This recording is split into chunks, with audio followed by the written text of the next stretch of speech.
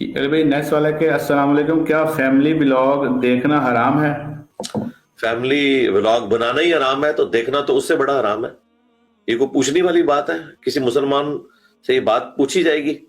اسے نہیں پتا کہ اس طریقے سے اپنے گھر کی عورتوں کو کیمرے پر لا کر لوگوں کو دکھانا، اس کے ذریعے مال کمانا. اور دیکھنے والے بھی مجرم ہیں اور دکھانے والے بھی مجرم ہیں. اس کے اوپر تو ویڈیو بھی ریکارڈ کروانے کی ضرورت نہیں ہے. اور میں تو اس ٹاپک کو اتنا غلیظ سمجھتا ہوں کہ اسے تو ڈسکس کرنے کی بھی ضرورت نہیں، سب کو پتا ہے. اور جو دیکھ رہے ہیں وہ بھی گالیاں نکال رہے ہوتے ہیں، ساتھ دیکھ بھی رہے ہوتے ہیں اور گالیاں بھی نکال رہے ہوتے ہیں. وہ اس سے بڑے مجرم ہیں، اس سسٹم کو سپورٹ کر رہے ہیں. پچھلے دنوں جو ہمارے اسٹوڈنٹ ہیں علی عمران بٹ، جن کا چینل ہے علی کی آواز، انہوں نے اسی کے اوپر بڑی اچھی ویڈیو بنائی ہے، وہ آپ دیکھ لیں. اچھا علی بھائی، فیملی ولاگنگ یا آج کل ہم نے دیکھا ہے کہ بچوں نے بھی ولاگنگ شروع کی ہوئی ہے، اس بارے میں آپ کیا کہتے ہیں؟ اس میں ظاہر ہے وہ مسئلہ بھی آ جائے گا جو پہلے بھی ہو چکا ہے لیکن دوبارہ کلیئر ہو جائے، یوٹیوب کی انکم، فیس بک کی انکم. کیا یہ بالکل ہی حرام ہے یا مکروہ ہے؟ مطلب کیا ہے اس کا؟ اور یہ جو لوگ اپنی بیویاں دکھا کے فیملی ولاگنگ کر رہے ہیں، ہمارا مسئلہ یہ کہ جو منظر کیمرے سے ہٹ کے بھی دیکھنا یا کسی نامحرم کو دکھانا حرام ہے، کیمرے کے اندر بھی حرام ہوگا. کرائٹیریا تو ایک ہی ہے. بچہ ہم نے تو یہ سنا ہے کہ لوگ اپنی فیملیز کے ایشوز بھی ڈسکس کرتے ہیں، ان کی عورتوں کی آپس کی لڑائیاں بھی، فلاں یہ کر رہی تھی، فلاں یہ. پہلے یہ لوگ کوکنگ کے چینل سے شروع ہوئے تھے اور اس میں بھی عموماً جو سمجھدار عورتیں تھیں وہ خود سامنے نہیں آتی تھیں، وہ صرف کیمرے کو رکھتی تھی اس کھانے والی چیز کے اوپر. پھر آہستہ آہستہ کرتے ہوئے وہ کیمرے میں آنا شروع ہوئی. بھائی اس طرح کی چیزوں کو ہم کس طرح حلال کہیں گے؟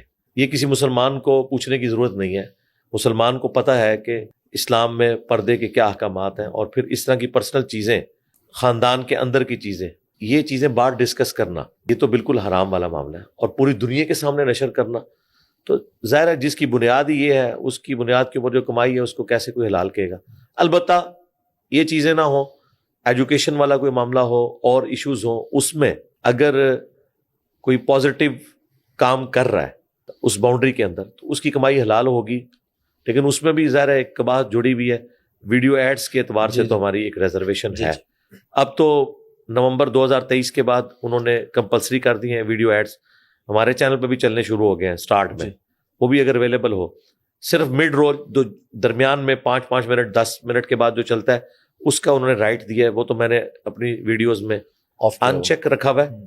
اور میری جو پرانی ویڈیوز ہیں، ہماری تو ویڈیو پرانی ہوتی ہی نہیں ہے نا، کیونکہ وہ ٹاپک ہر دفعہ آتا ہے تو اس کو ہم نے ریفریش بھی نہیں کیا نئے والے موڈ میں، اسے اسی بینرز کے اوپر رکھا ہوا ہے. اس پہ کوئی بھی ویڈیو ایڈ نہیں چلتا.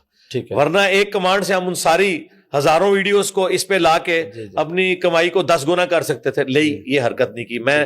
یعنی اللہ تعالیٰ کو جو چیز جسٹیفائی نہیں کر سکتا، باقیوں کو بتاؤں گا، کسی پہ فتویٰ نہیں لگاؤں گا، اپنے پہ تو میں یہ فتویٰ لگا رہا ہوں. اور میں آپ کی وساطت سے اگر کوئی سمجھتا ہے کہ میں اس معاملے میں سخت ہوں تو دیکھیں مفتی تقی عثمانی صاحب کا بھی فتویٰ اس حوالے سے آیا. انہوں نے تو خود کہا کہ یہ چیزیں غلط ہیں، ویڈیو ایڈز کی کمائی درست نہیں ہے.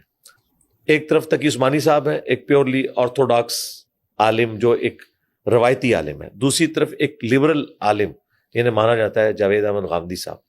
ان سے بھی ان کے داماد حسن الیاس بھائی نے جب پوچھا، انہوں نے کہا زیرو ٹالرنس، بالکل درست نہیں ہے اس کی کمائی. انہوں نے بڑی کوشش کی. اچھا میں ایکسپیکٹ نہیں کر رہا تھا کہ غامدی صاحب اتنا سخت جواب دیں گے. انہوں نے کہا جو چیز ہے ہی غلط ہے اس کی کمائی میں آپ کو کیسے حلال کہہ دوں؟ اب ان کو نہیں پتا، غامدی صاحب کو اس ویڈیو کی وساطت سے پتا چل جائے کہ آپ کی ویڈیو کے اوپر بھی اشتہار چلائے ہوئے ان لوگوں نے. چلو وہ تو آپ نے جیسے بتایا نا کمپلسری ہے. ہاں جی، جو وہ تو ایک مجبوری نہیں، اس کے بغیر بھی چلے ہوئے ہیں. اچھا، کمپلسری ہونے سے پہلے کے چل رہے ہیں.